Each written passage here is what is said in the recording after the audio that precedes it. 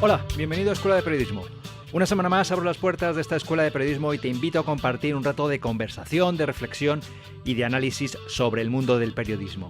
Mi nombre es Enrique Bullido y si quieres te voy a acompañar durante los próximos minutos. En el programa de hoy te traigo una conversación que mantuve hace unas semanas con Bill Lyon. Bill es un veterano periodista que nació en Nueva York, pero acabó instalándose en Madrid después de licenciarse en Filosofía y Letras por la Universidad de Yale.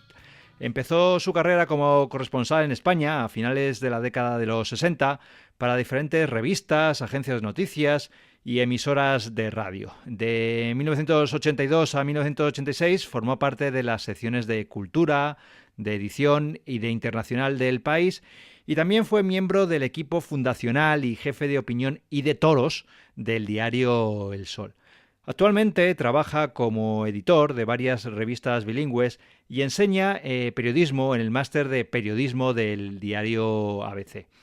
Así que, como ves, una amplia trayectoria que se complementa con un libro muy recomendable sobre el que he escrito en el blog, que se llama La escritura transparente.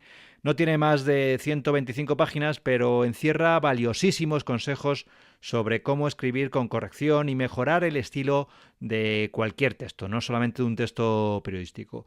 Es un libro muy útil para alumnos, para periodistas, para profesores de periodismo y, como te digo, en general para cualquier persona que quiera mejorar un poquito el estilo de sus textos. Y para hablar sobre este libro, sobre su carrera profesional, sobre la actual situación del periodismo, pues quedé con Bill hace unas semanas, nos fuimos a un café y charlamos durante un rato en una conversación que grabé y que ahora quiero compartir contigo.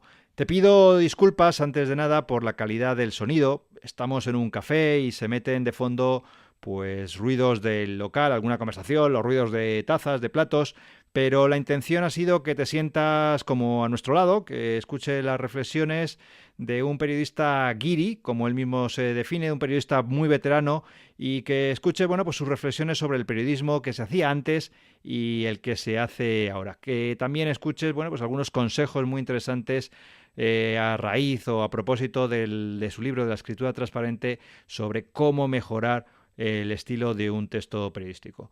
Espero que te resulte interesante esta charla y sin más, doy paso a la conversación.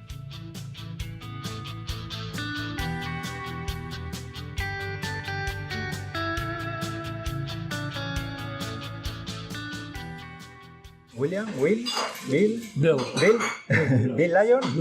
Bill Lyon. Pues nada, muchas gracias lo primero, Bill, por acercarte y por este ratito de charla que vamos a tener. Un placer. Yo he leído tu libro, La escritura transparente, ahora hablaremos de él, de lo que cuentas de cómo escribir, de cómo mejorar la escritura, cómo hacer noticias, reportajes, crónicas. Tú eres un periodista, que lo dices al principio, con un veterano, con una trayectoria, periodista guiri, sí, pero que lleva más de 50 años aquí en España. Sí. Empiezas tu libro hablando de una pequeña conversación con Juan Luis Cebrián. Sí. ¿Qué pasó en esa conversación? Bueno, yo había hecho unos trabajos de colaborador en la revista dominical del País y un periodista de plantilla del País, amigo mío, me dijo, ¿por qué no le pides un puesto de trabajo a Cebrián? Y dije, bueno, ni se me había ocurrido. Entonces, para prepararlo hice un pequeño, con recortes del periódico, recortes de ejemplos, digamos, malos del periodismo, del propio periódico del País. Porque debo empezar por decir que una cosa que ven los periodistas extranjeros cuando llegan aquí es que el nivel técnico, digamos, del periodismo en España no es todo lo alto que podría ser, ¿no? Hay fallos de construcción y estilo que saltan a la vista y que no se dan, por ejemplo, en la prensa anglosajona. De todas formas, hice estos recortes, luego los pegué en unos papeles, señalé con bolígrafo rojo quién es el señor tal, esta noticia realmente no empieza hasta el tercer párrafo, aquí faltan datos, este dato tenía que estar más arriba en la noticia, cosas así, elementales. Y lo junté todo en unas hojas y le puse el nombre Libro Negro de Estilo del diario El País, porque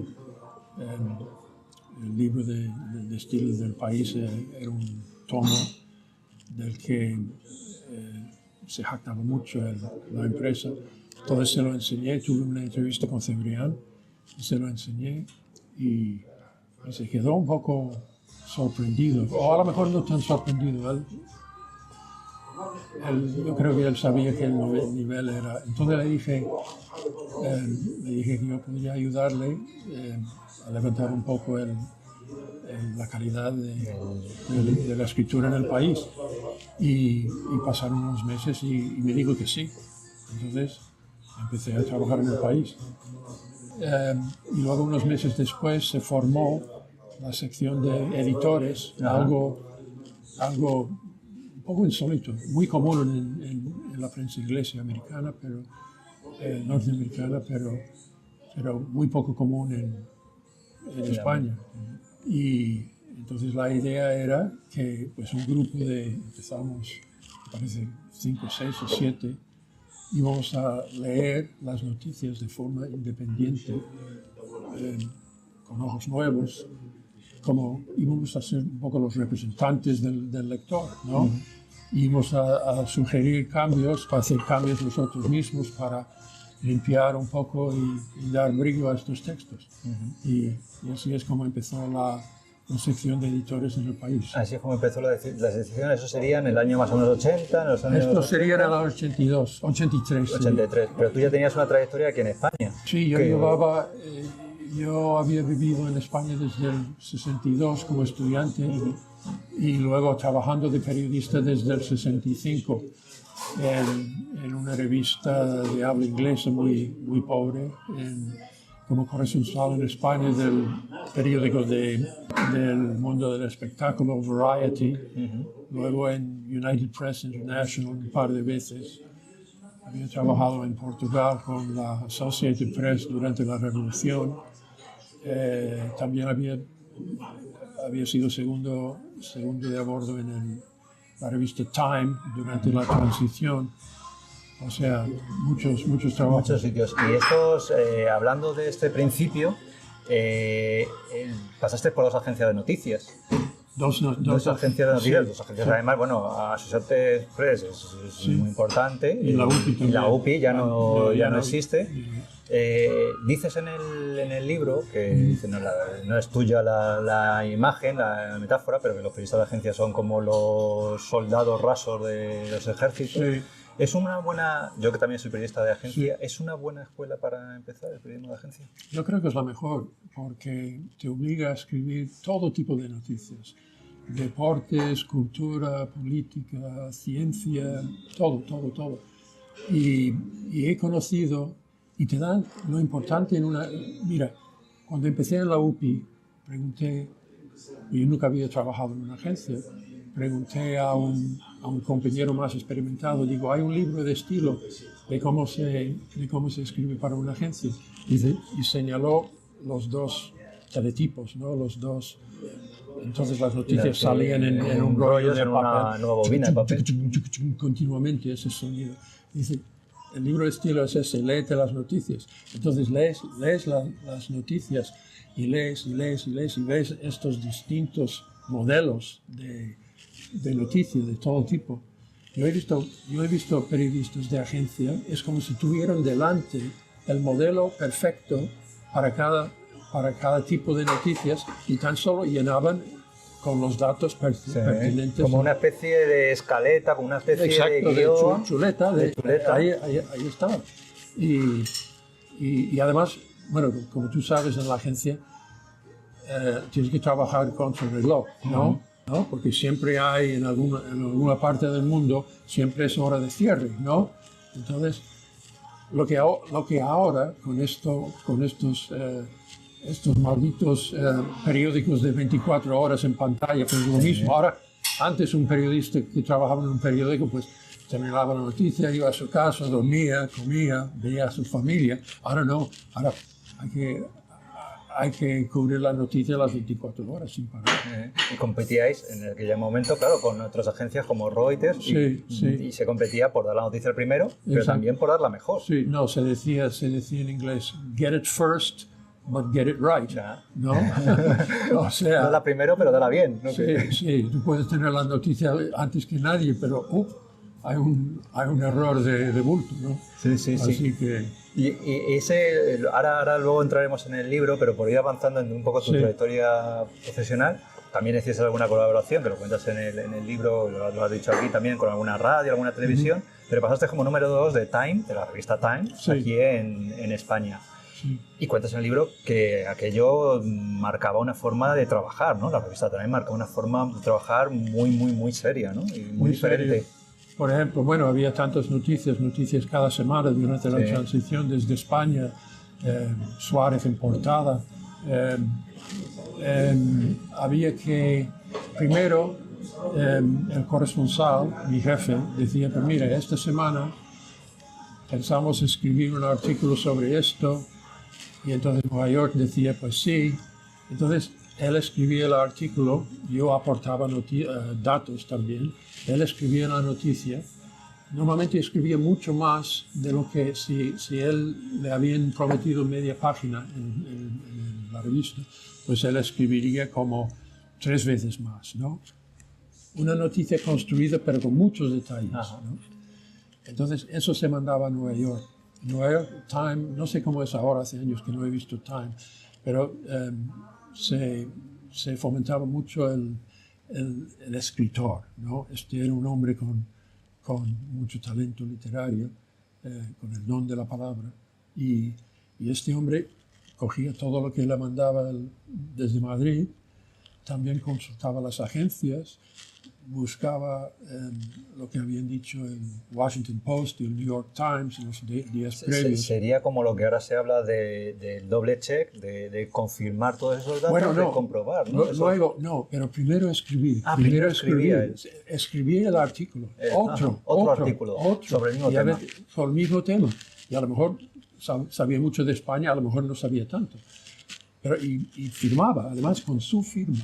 Dice, firma tal, con archivos del corresponsal en Madrid, ¿no? Entonces, eso se escribía para caber en cierto espacio en la página. Entonces, se devolvía por telex la versión final, ¿no?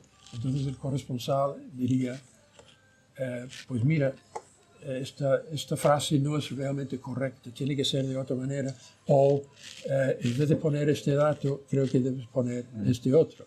Entonces, entre los dos... Se va haciendo esa labor de edición y de perfeccionamiento. Sí, pero las crónicas del Times son una joya, un modelo de buen hacer. Entonces, las revistas, los semanarios en España copiaban lo exterior, pero no había ese estilo tan pulido. Claro, porque estamos hablando de eso, de la época de finales de los 70, principios de los 80, cuando aquí en España empieza también el auge de los semanarios. Ahora hemos tenido el cierre de Interview, de Tiempo, que vienen un poco a imitar, en cierto sentido, cada uno con su estilo, esa tradición, ¿no? Sí. Ese estilo de Time, también, igual que una agencia, tenía sus modelos. Era obviamente, siendo una publicación semanal, pues era otro estilo, pero tenían sus patrones de noticias. Esta noticia se hace así, esta otra así, y te podrían explicar cualquier cosa sobre ciencia, sobre arqueología, sobre historia, ¿no? Sí. De una forma muy amena. Sí, lo explicas con muchos ejemplos en el libro. Luego entramos un poquito en el detalle, explicas cómo las técnicas que utilizaban, sobre todo en el primer párrafo, para enganchar las diferentes técnicas que hay, de crear sorpresa, de crear intriga, de poner el retrato de una persona. Y parece que quiero recordar del Tíbet, ¿no? Del Dalai Lama, Sí, algún ejemplo. Bueno, en fin, ejemplos, hay sí. varios ejemplos sobre eso. Entonces, en esa trayectoria, pues ahí está la época del Time, luego viene la época del País, ¿no? La que hemos narrado antes, la edición del País, y ahí se intenta aplicar un poco en esa labor de edición del País, un poquito, iba a decir profesionalizar la edición del periódico. Un poco más cuidado. Un poco más cuidado. Porque, como he dicho, el papel del editor es el eslabón perdido en el periodismo español. García Márquez dice, los editores son más importantes que los directores. Madre mía, ¿no? Porque dan el estilo y la calidad al... Mira, un ejemplo. He oído decir esto. Cuando falta un dato en una noticia, he oído decir a periodistas experimentados, bueno, eso lo dijimos ayer. Por favor, ayer yo no leí el periódico. O sea, hay que dar los antecedentes. Hombre, hay cosas que todos sabemos sin explicar, pero hay un ejemplo. Hay una tasa Tobin. ¿Sabes lo que es la tasa Tobin? Bueno, la tasa Tobin es que, según entiendo yo, sobre cada transacción bancaria, y son millones y miles de millones al día en todo el mundo, se cobra una pequeña tasa, 1 céntimo, 2 céntimos. Un pequeño impuesto. Un pequeño impuesto. O sea, ahora los bancos son tan avaros que ni eso. Y se calcula que con este pequeño impuesto se va a recaudar grandes cantidades de dinero en impuestos indirectos, ¿no? Bueno, entonces hace unos años había una noticia en torno a la tasa Tobin, ¿no? Y fue cubierta en toda la prensa del mundo, ¿no? Pues leí en un periódico aquí en Madrid y te explican todo esto de la tasa, toda una columna sobre la tasa Tobin. Sin explicar. ¿No? ¿Qué es la tasa Tobin? Sin una frase, 40 palabras, 30 palabras. La tasa Tobin es un impuesto y sin eso no lo entendías. Y ahí no sé, en ese ejemplo que acabo de poner, no se aplica una cosa que yo creo que es la máxima del libro y la máxima de cualquier periodista que tendría que tener en la cabeza desde que entra en una facultad de periodismo hasta que termina su último artículo antes de fallecer, que es que hay que ponerse en lugar del lector. Exacto. Hay que ponerse en el lugar del lector. Es la máxima, sin lugar a dudas, que tiene que tener todo periodista ahí. Y lo que estás diciendo, ¿no? Con este ejemplo. Sí. No, aquí se escribe para las fuentes, se escribe para complacer al director, se escribe para impresionar a una chica. No sé, el lector, bueno. Es el último en la cadena, ¿no? Es una pena. Pero... Bueno, y de esa experiencia del país, luego también participas en un lanzamiento de un periódico que es El Sol. El Sol. Que, bueno, intentó ser en su época, yo lo recuerdo, porque era cuando ya empezaba yo, bueno, pues a interesarme por las cosas del periodismo, y intentó ser un poco revolucionario también en la forma de afrontar algunos temas. ¿Cómo fue esa experiencia del Sol para la gente que no lo recuerde? Muy interesante, porque el director, José Antonio Martínez Soler, con quien yo había trabajado en El País, él después había dejado El País, me llamó para ser jefe de edición. Fíjate, un guiri, jefe de edición. No porque dominara perfectamente el idioma, cometo muchos errores, pero porque tenía en la cabeza estos modelos y estas. Entonces, Martínez Soler pretendía un periódico más ágil, más popular, editoriales, por ejemplo, más cortos, ¿no? Un estilo más vivo, algo más acorde con los tiempos, ¿no? Porque hay periódicos, bueno, no voy a mencionar nombres, ¿no? Pero hay periódicos que siguen muy anticuados, ¿no? Entonces, lo que pasa es que El Sol duró casi 2 años. En ese tiempo me parece que tuvimos o 5 directores o 6, no me acuerdo. Entonces, porque además el empresario, el dueño de la aventura,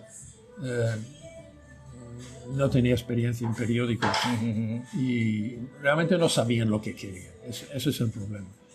Entonces, ya por el segundo o el tercer director, no me acuerdo, yo dije, pues voy a dejar edición y voy a dedicarme a la crítica taurina, que es otra de mis aficiones. De tus pasiones. Sí. Sí, entonces durante un año y parte de otras 2 temporadas, pues fui el crítico taurino. Y mucho más divertido, ¿no? Un guiri siendo crítico taurino. Sí, bueno, es una muestra más de la decadencia de la fiesta, en cierto modo. Pero yendo a las grandes ferias fue genial.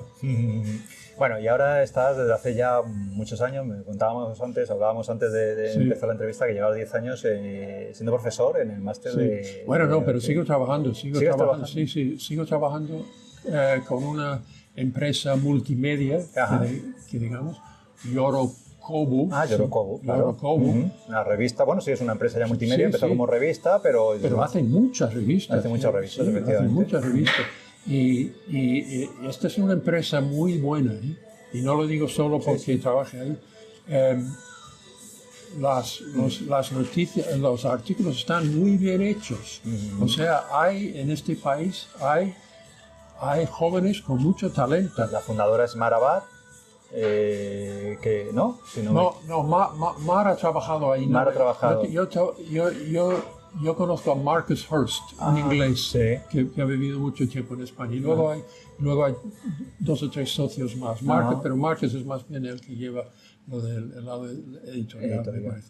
Y de verdad, las revistas son buenas. Por ejemplo, hacen la revista de las discotecas Pachá en Ibiza, ¿no? Y una publicación mensual durante el verano que ha ganado muchos premios esta revista. Está muy bien hecha, ¿eh? O sea, esta es una empresa. Esta es la empresa.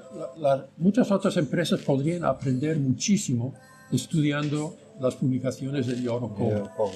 Claro, es lo que hablábamos antes con el ejemplo del sol, que me decías en un momento dado, Sí. es que el empresario no se dedicaba a los medios de comunicación ni sabía lo que quería el empresario. Exacto. Es que es difícil, ¿no? Ya. Las empresas informativas no son como unas empresas normales, tienen sus peculiaridades, ¿no? Por supuesto.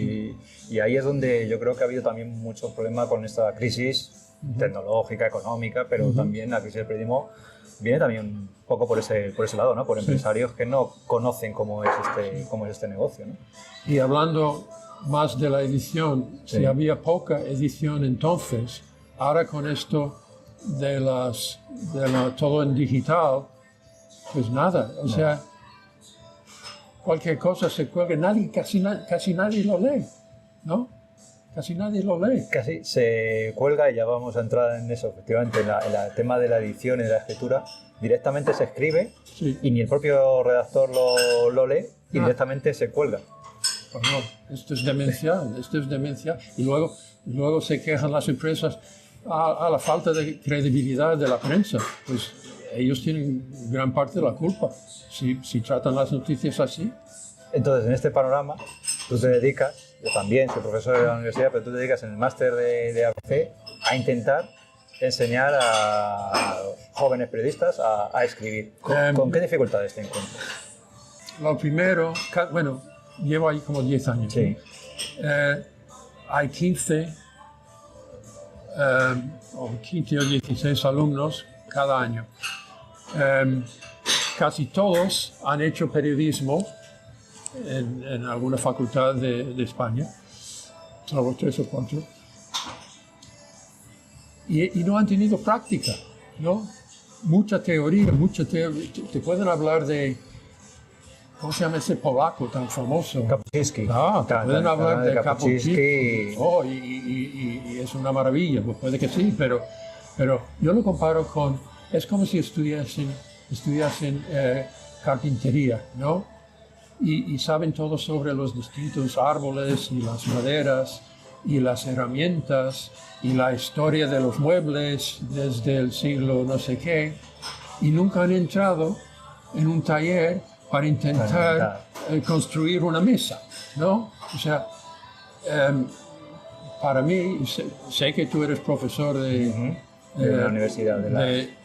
Para mí, este sistema universitario de enseñar periodismo es demencial. Y perdona, y si se compara con lo que hacen en Estados Unidos y en Inglaterra, es un mundo. Mira, mucha práctica. Tú has mencionado en algún podcast tuyo Miguel Ángel Bastenier, Sí, ¿no? Bastenier. Un maestro de periodistas con quien yo trabajaba en el país, que ha fallecido hace poco.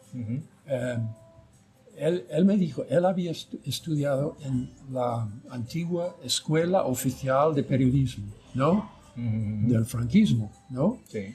Había una escuela en Madrid y otra en Barcelona. Y él decía, redacción, edición, redacción, y los profesores, tú escribes algo, el profesor lo criticaba. Lo mismo. Y eso no... No sé si estarás de acuerdo conmigo.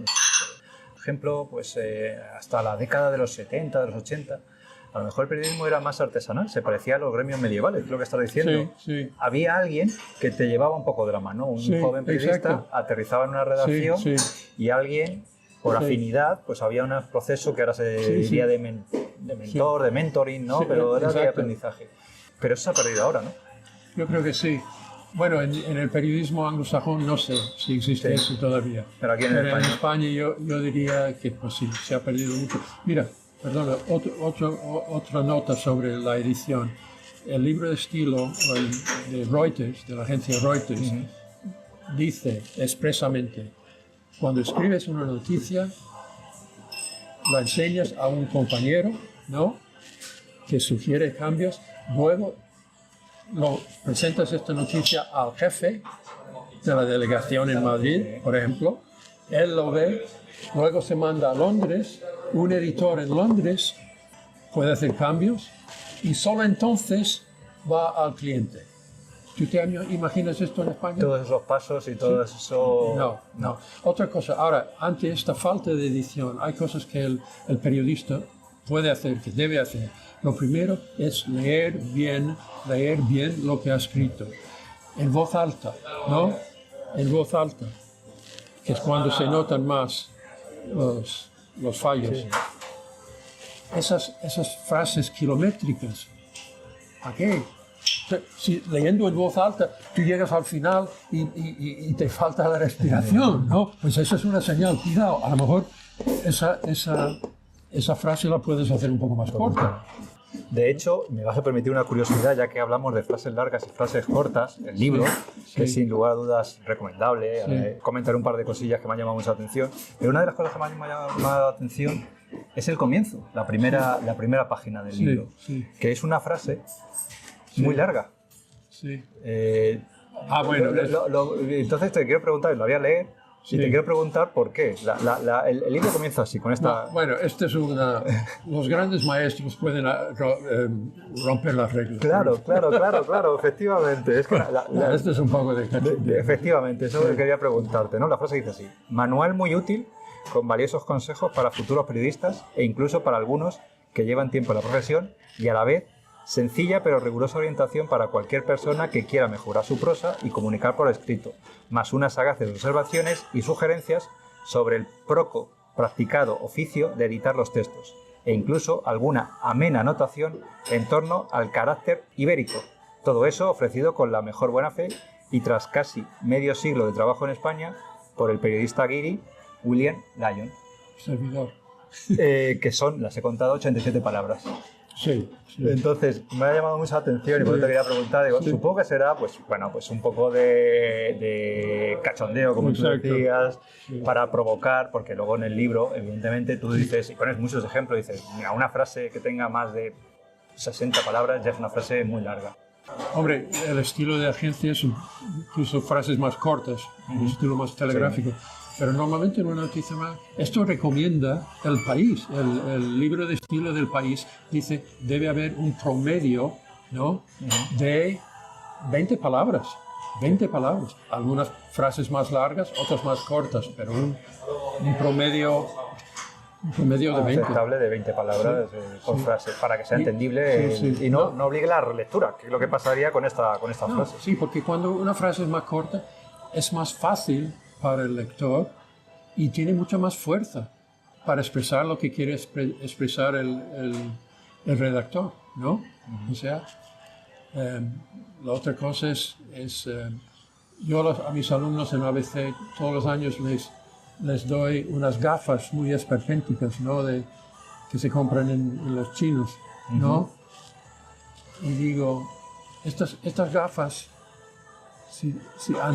cuando estás leyendo tu propio texto, ponte estas gafas, después de esa lectura en voz alta, pon estas gafas y estas gafas detectan todas las palabras que sobran en una frase. Hay muchas frases donde puedes quitar, incluso detectan tonterías, ¿no? Bueno, es que eso lo tengo aquí apuntado porque dices que muchos periodistas utilizan esas frases largas, esas palabras difíciles, sobre todo también en economía, cuando hablamos de ciencia, en términos judiciales, dice porque no quieren parecer tontos. Exacto. Que dicen que los periodistas temen escribir para tontos, pero no es realmente ese el objetivo, no es que estoy llamando a la gente tontos, sino que el objetivo no es que te entienda todo el mundo. Y voy a una cita que pones en el libro que no lo conocía y que me ha encantado, que dice, cuando escribas no aspires a que sea posible entenderte, sino a que sea imposible no entenderte. Exacto. Claro, eso es escribir para tontos, ¿no? Eso es, pues así es. ¿Y por qué no lo hacemos los periodistas? Bueno, yo cuando aprendía el idioma, y luego cuando vine aquí, encontré una palabra que no conocía de mis estudios anteriores del idioma, que es dejadez. Ajá. ¿No? Hay mucha dejadez, no solo en el periodismo. Sino Hombre, general. supongo que con el presidente Trump hay más dejadez que en ninguna parte, pero es no sé, tal vez es un concepto demasiado común en España, ¿no? Bueno, entonces entre los consejos, esta dejadez de esto de escribir para tontos, pulir el lenguaje, hablamos antes de tener al lector como centro, ¿no? Como clave, y también entre los consejos que dabas, lo apuntabas antes, ¿no? Lo de leer uno mismo el propio texto, ¿no? Cuantas más personas vean un texto, mejor. Por supuesto. Y en cuanto a la elaboración de los textos, tú desarrollas en el libro una cosa que también me ha encantado, que es la TUCAP, que es un acrónimo de la teoría unificada de los comienzos de los artículos periodísticos. TUCAP. Sí, esto es una contribución mía, original, al periodismo mundial. Cuéntalo, por favor. TUCAP, teoría unificada de los comienzos de los artículos periodísticos. Y esto sirve para cualquier tipo de agencia, de reportaje, de lo que sea, ¿no? El primer párrafo o el primer bloque de texto, el lector tiene que terminar ese párrafo o esa frase o ese bloque de texto, tiene que decir, eso es interesante, cuéntame más. Luego viene una segunda frase o un segundo párrafo o un segundo bloque de texto donde le cuentas más, ¿no? Y luego, una vez terminado esa segunda parte, el lector dice, ahora quiero que alguna voz autorizada me hable más de esto. Es entonces donde abres comillas y citas a una persona, a un protagonista o un observador o un economista que dice, pues esta medida del gobierno es un acierto o no. ¿Entiendes? Una persona que hable directamente, entre comillas, al lector. Pues si tienes ese comienzo, esos tres elementos, ¿no? Pues ya está medio hecha la noticia y el resto es arreglar otra información por su importancia y ya está. Claro, porque luego ya dependería del estilo que estemos tratando, ya sea una agencia, que eso es aplicable a una noticia pura y dura, o la noticia de agencia, pero también una crónica, un reportaje. Sí. Por ejemplo, en una noticia, cuando se hablaba de un rescate económico de España, la Unión Europea anunció que va a conceder un rescate de X dinero. Eso es interesante, cuéntame más. Segundo párrafo, ¿no? No sé qué en Bruselas dijo que sería por valor de eso para cubrir estos. Tercer párrafo, una voz autorizada. Este rescate realmente no es un rescate, dijo el señor de Guindos. Sí, es una ayuda, pero no es un rescate, porque nadie nos está rescatando. Algo así, sí. ¿No? Pero ahí lo tienes. Entonces, otra cosa, en los reportajes, estilo Time, por ejemplo, el ejemplo que doy en el libro, ¿no? Tibet está en llamas, no sé qué, monjes budistas se están quemando, no sé qué, no sé cuántos. Muy interesante, cuéntame más. Segundo párrafo, en un reportaje, lo que llamamos en inglés the nut, o sea, un resumen. La nuez, ¿no? La nuez, que resume de lo que va el artículo. Dice, desde hace años se han intensificado los conflictos entre el gobierno represivo de Tibet y los monjes y no sé qué, no sé cuántos, ¿no? Eso es el artículo, es un aviso para el lector. El artículo va de esto, ¿no? Y luego esa cita, ¿no? Y el resto, eso es, digamos, el segundo párrafo, el segundo bloque es la tesis, digamos, ¿no? Y el resto es, pues, desarrollar esa tesis. Hay un periodista, supongo que le conoces, te suena, Carlos Salas, Sí, que tiene varios libros sobre también redacción, estilo periodístico. Hay un libro que se llama Cómo escribir como un periodista. Son consejos que le sirven para un periodista, pero también, bueno, pues para gente que también, igual que tu libro, que es aplicable para periodistas, pero para gente que quiere mejorar su escritura. Y él dice que la entradilla, vamos, el comienzo de cualquier artículo periodístico, lo que estamos aquí hablando, tiene que funcionar como un guión de cine. Como un tráiler, ¿no? Como un tráiler de cine que lo que te da es ganas de seguir avanzando en la lectura, ¿no? Tiene que crear esa intriga, esa imagen que llame la atención. Es un poco ese sentido, ¿no? Cuéntame más. Claro, ese cuéntame más, ¿no? Efectivamente. Pero aún así, tú abogas porque el sistema tradicional de las agencias de noticias de sujeto, verbo y predicado de escribir de una forma sencilla sigue siendo válido, ¿no? Por supuesto. Y la entradilla de las 5 W sigue siendo válida. Por supuesto.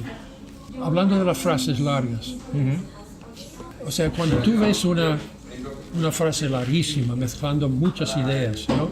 Es por pereza. El escritor no se ha tomado la molestia de hacer una frase y luego otra frase que le sigue lógicamente. O sea, cada frase depende de la frase anterior y condiciona la frase que va a seguir. O sea, entonces tienes que pensar, esto es otra cosa. Hay que organizar las noticias. Mucha gente escribe sin organizar primero. Mira, con un papel y un lápiz pone, mira, voy a empezar con esta idea, luego voy a seguir con esto, luego voy a hacer con esto, y luego voy a meter estos otros detalles, ¿no? Hay que organizarse, ese es el problema. Hay que tomar el tiempo. Cuanto más tiempo se toma en organizar una noticia, más rápidamente se va a escribir. Se gana tiempo, no se pierde tiempo. Sí, hay que tener un plan, lo dices al principio, que escribir es pensar sobre el papel. Pensar sobre el papel lo que se va a decir antes de ponerse a escribir. Sí. Entonces, si no has pensado, pues va a salir un texto y el lector enseguida dice, ¿esto de qué va? Esto no me están respetando. Muchas gracias, Bill, por este ratito. Nos hemos venido a una cafetería. Ha sido un placer charlar este ratito contigo. Pues encantado. Y muchas gracias por la entrevista. Gracias a ti. Ha sido un placer. Un placer. Hasta aquí el programa de hoy. Te invito a visitar mi página web enriquebullido.com, a suscribirte si no lo has hecho al newsletter, al boletín del blog para recibir todos los contenidos, y te recuerdo que puedes escribirme a contacto@enriquebullido.com, donde estaré encantado de recibir tu mensaje. Muchas gracias por dedicarme tu tiempo y hasta el próximo programa.